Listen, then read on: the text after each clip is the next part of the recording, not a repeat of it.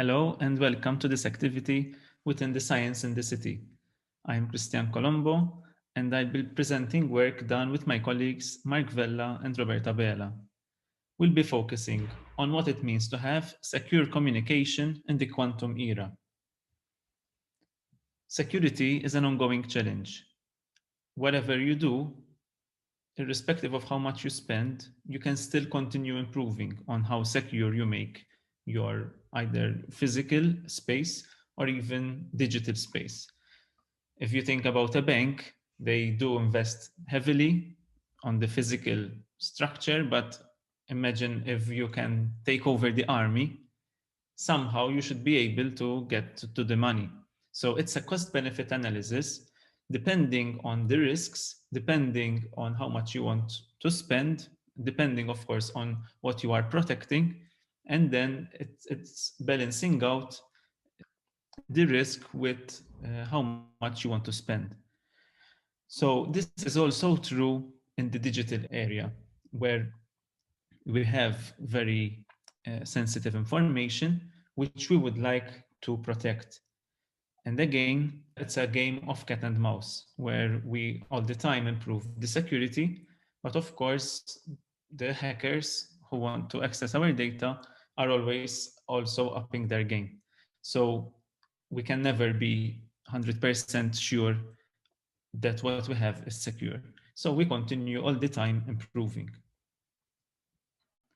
Let's go to the basics and ask what it means to have a secure communication. So at the very basis, we depend on what we call encryption. A very basic encryption could be having a hello world example and you simply add one to every character. So instead of H, we have I, instead of E, we had F, and so on. So in this simple example, which is of course not at all secure, we're simply having a +1 for the whole sentence that we're going to protect. So if you would like to think of this as the key, you are all the time doing +1, +1, +1, +1. But what is more interesting is if we could vary the key and make it more secure.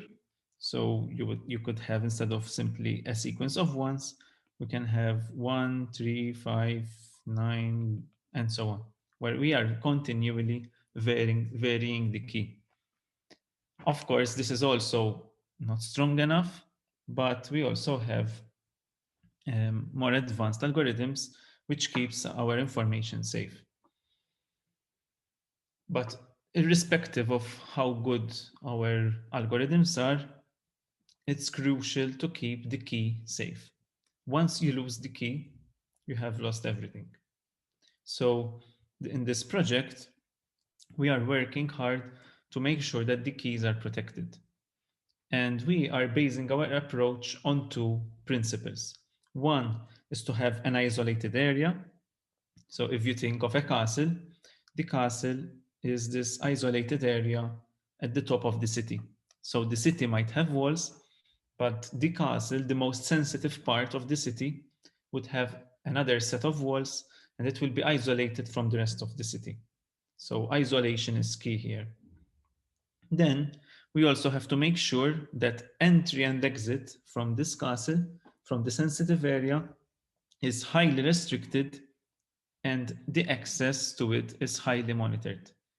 So we ensure that whoever accesses this area is safe to do so. How do we do this in our digital area?